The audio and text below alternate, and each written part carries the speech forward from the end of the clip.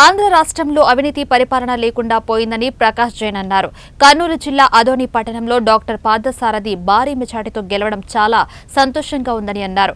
అదోని పట్టణం అభివృద్ధి పథంలో ముందుకు నడిపిస్తామని హామీ ఇచ్చారు.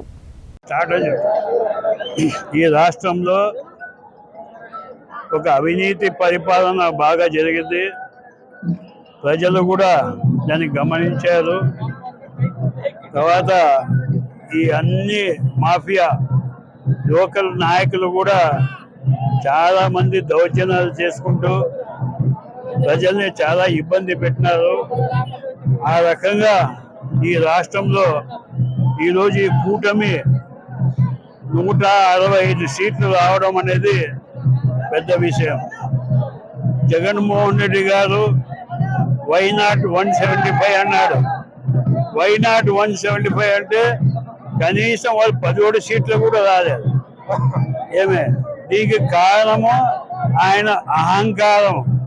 నేను గెలుస్తా, నేను ఇంతమందికి ఈ డబ్బులు బట్టలు వచ్చి డబ్బులు వేసినానని చెప్పి ఒక అహంకారంతో ఆయన మాట్లాడడం జరిగింది.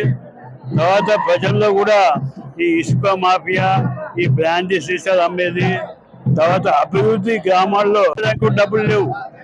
ఏదైనా సిమెంట్ రోడ్ వేస్తామంటే డబ్బులు లేవు. కనుక ఈరోజు ఆ విప్లవం ప్రజల్లో వచ్చింది.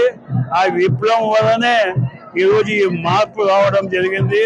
అందులో ఆదోనిలో బీజేపీ పార్టీ రావడానికి ముఖ్య కారణము కొత్త వ్యక్తి కావాలి, కొత్త వ్యక్తి రావాలి, ఆదోనిని బాగు చేయాలనే ఒక ఉద్దేశంతో పార్థసారథి గారు రావడం జరిగింది.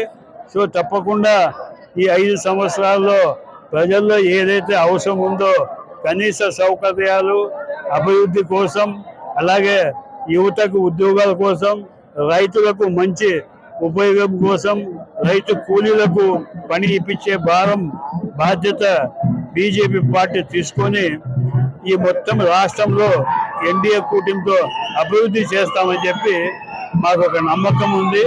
సో తప్పకుండా అభివృద్ధి జరుగుతుందని చెప్పి ఆశిస్తున్నా. నా పేరు ప్రకాష్ జైన్, మాజీ ఎమ్మెల్యే అదోని.